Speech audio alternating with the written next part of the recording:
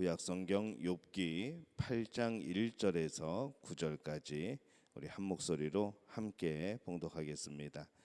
수아 사람 빌닷이 대답하여 이르되 내가 어느 때까지 이런 말을 하겠으며 어느 때까지 내 입의 말이 거센 바람과 같겠는가.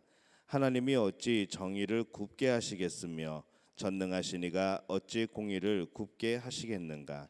내 자녀들이 주께 죄를 지었으므로 주께서 그들을 그 죄에 버려두셨나니 내가 만일 하나님을 찾으며 전능하신 이에게 간구하고 또 청결하고 정직하면 반드시 너를 돌보시고 내 의로운 처소를 평안하게 하실 것이라. 내 시작은 미약하였으나 내 나중은 심히 창대하리라. 청하건대 너는 옛 시대 사람에게 물으며 조상들이 터득한 일을 배울지어다. 우리는 어제부터 있었을 뿐이라. 우리는 아는 것이 없으며 세상에 있는 날이 그림자와 같으니라. 아멘. 할렐루야. 하나님의 은혜가 오늘 새벽에 하루의 첫 시간을 주 앞에 드리는 우리 믿음의 가족들에게 함께 하시기를 예수님의 이름으로 축원합니다.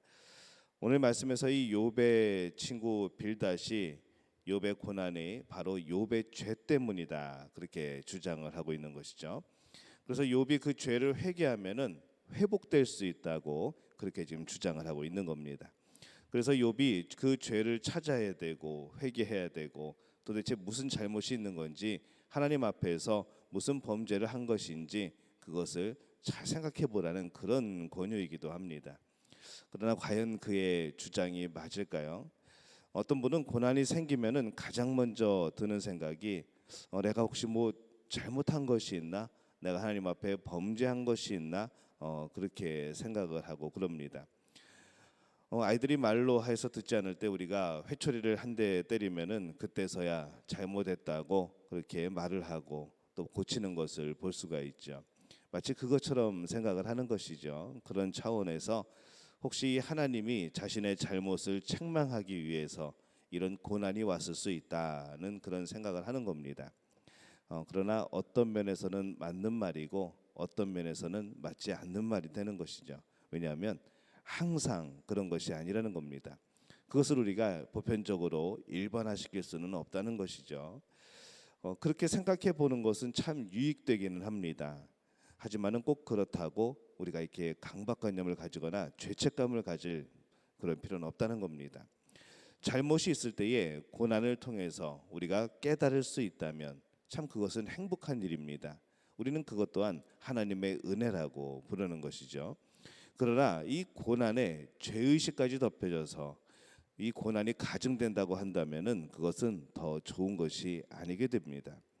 고난이 있을 때 내가 혹시 뭐 잘못한 것이 있는가, 하나님 앞에 뭐 잘못한 것이 있는가라고 생각하는 것이 만약에 그 생각을 통하여서 내 자신을 돌아보게 되고 또 내 자신이 다시 한번 세워지게 되고 하나님과 더욱더 가까워지게 되고 또 하나님 앞에서 다시 한번 말씀을 살펴보게 된다고 한다면은 그 고민 자체는 참 좋은 것이라 할 수 있는 것이죠. 왜냐하면 그것을 통해서 우리가 더 성장하기 때문에 그렇습니다. 그러나 그 생각이, 그 마음이 오히려 나를 파괴하는 것이라면, 그러므로 인해서 하나님과 더욱더 멀어지게 된다고 한다면, 말씀에서 떨어져 살아나가게 된다고 한다면은 그것은 잘못된 생각이라는 것이죠.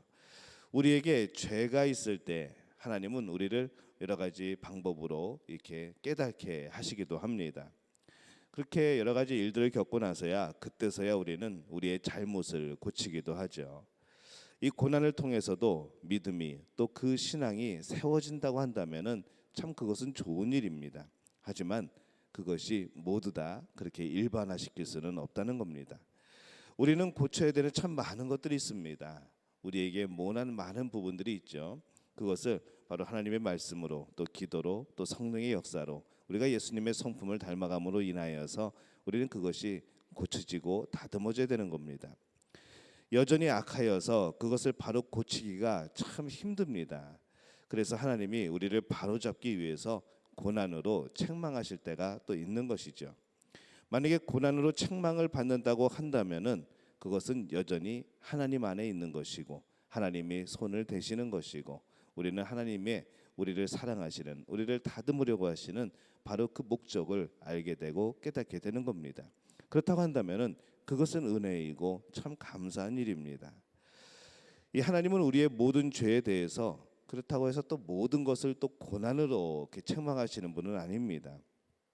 책망하시는 것은 하나님이 우리를 만지시는 것의 일부분인 것이죠.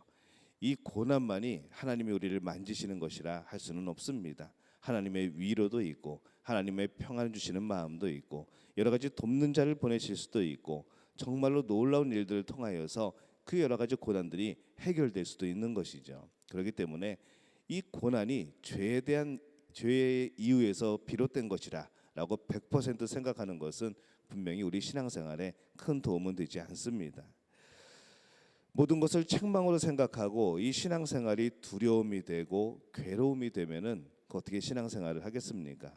뭐가 조금만 어려움이 닥쳐도 괜히 두려워지고 괜히 소심해지고 하나님과의 관계는 더욱더 멀어지고 어때 두려움이 아니라 바로 이 하나님의 사랑 안에서 우리가 신앙생활을 해야 되는데 그것이 두려움으로 바뀐다고 한다면은 그것은 신앙에 약간 문제가 생긴다. 우리가 그렇게 생각할 수가 있는 것이죠. 마치 그런 것이죠. 이 세상의 여러 가지 우상들을 가만히 보면은 이 우상들은 자꾸 우리를 두렵게 합니다. 그래서 이 하나님이 주시는 마음은 두려움하는 마음이 아니라는 것이죠.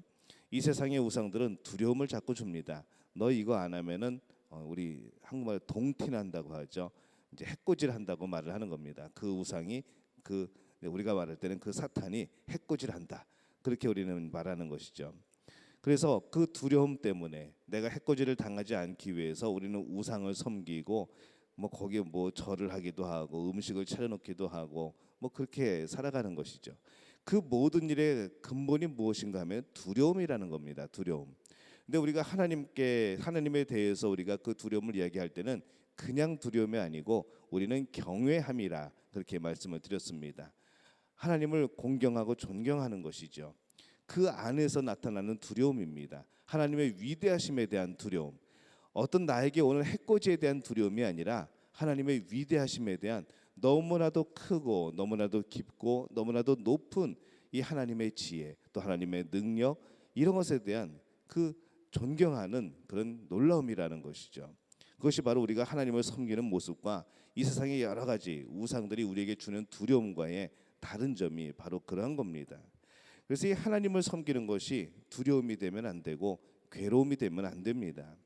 고난이 있을 때 그 고난 받는 사람을 마치 다른 사람보다 더 큰 죄가 있어서 고난 받는 것으로 무조건 생각할 수 없다는 것이죠.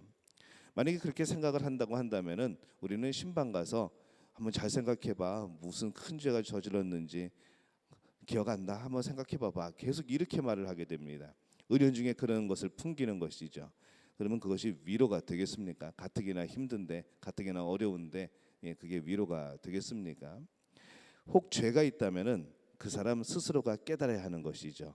하나님이 깨닫게 도와달라고 기도해야 되는 것이죠. 다른 사람이 그것을 책망해서는 안 되는 겁니다. 왜냐하면 우리는 그 사람에게 닥친 일이 어떠한 것인지 모르고 그것을 우리가 올바르게 해석할 수 있는 그런 지혜도 없습니다. 우리가 해야 될 것은 뭘까요? 사랑하고 위로하고 또 그 가정에 또 그 사람에게 평안이 임할 수 있도록 하나님 안에서 그 모든 것들이 잘 해결될 수 있도록 그래서 그 사람이 신앙이 성장할 수 있도록 하는 것이 바로 우리가 해야 될 일입니다. 우리가 이런 죄 아니야 저런 죄 아니야라고 우리가 그것을 판단할 수 없는 겁니다. 왜냐하면 우리 스스로의 문제까지도 우리는 이해할 수 없기 때문에 그렇습니다.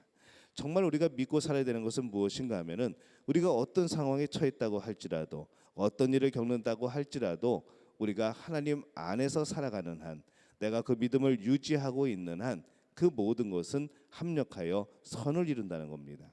합력하여 선을 이룬다는 그 말씀의 구절에 보면은 이것은 성령님과 함께하는 겁니다. 성령님과 합력하여 선을 이루는 겁니다. 우리가 사람끼리 공동체에서 합력하여 선을 이루기도 하지만은 그 말씀의 원래 의미는 성령과 합력하여 선을 이루는 것이죠. 우리는 성령과 합력하여 살아가는 사람들입니다. 그 안에서 우리의 고난도 해석되어지는 것이고 우리의 죄도 해석되어지는 것이고 우리 신앙생활의 모든 것들이, 우리 삶의 자리의 모든 것들이 해석되어지는 겁니다.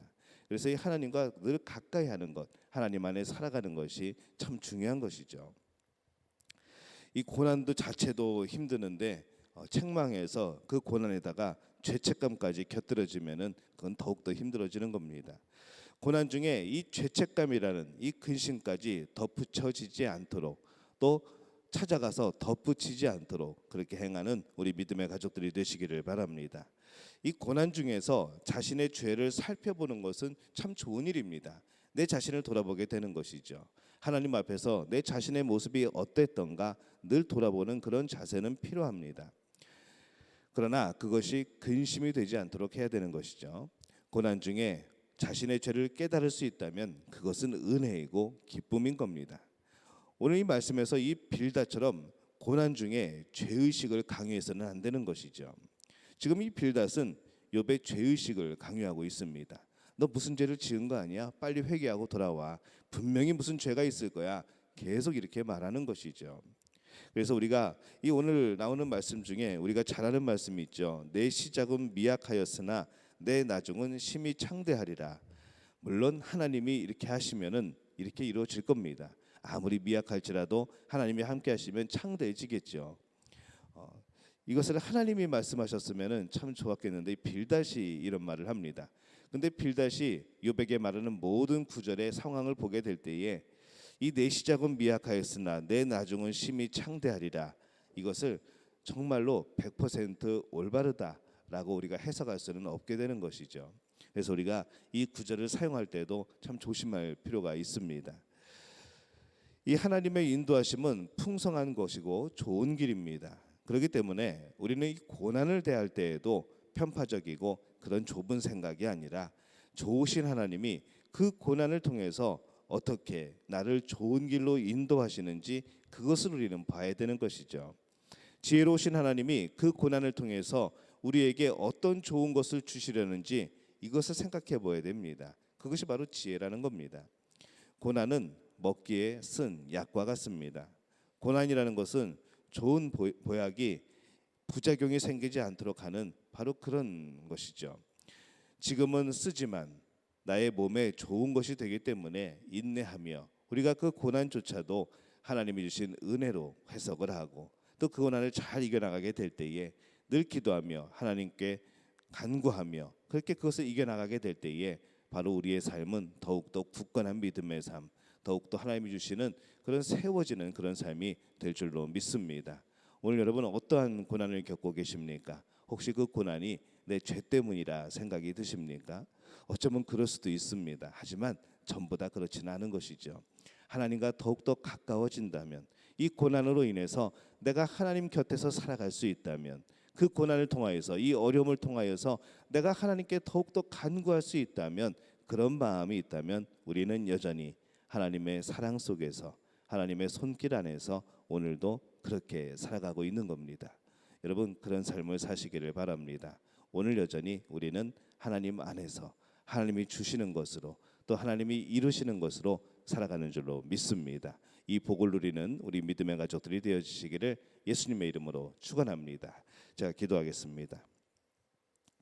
하나님, 은혜와 사랑에 감사합니다. 오늘 말씀을 통하여서 다시 한번 하나님을 바라봅니다. 고난 가운데서 고난을 바라보지 않고 하나님을 바라봅니다. 어려움 속에서 내 자신을 돌아보며 더욱더 성결한 모습으로 하나님 앞에 한 걸음 나갈 수 있기 위하여 오늘도 그렇게 기도하고 또 그렇게 마음에 소원합니다. 하나님, 우리의 기도의 제목들, 우리의 마음의 소원들 이루어 주옵소서. 주님과 더불어 하나님과 교제하며 성령님과 더불어 합력하여 이 세상을 살아나가는 저희들 되게 도와 주옵소서. 그렇게 살아가는 모든 상황 속에 승리를 주옵소서. 하나님, 언제나 배우게 하여 주옵소서. 언제나 깨닫게 하여 주옵소서. 하나님, 우리를 사랑하시는 그 큰 사랑이 언제나 우리를 둘러싸고 있음을 기억하게 도와 주시옵소서. 오늘 그 힘으로 살아가는 우리 믿음의 가족들 될 수 있도록 주님 역사하여 주시옵소서. 예수님의 이름으로 간절히 축복하며 기도하옵나이다. 아멘.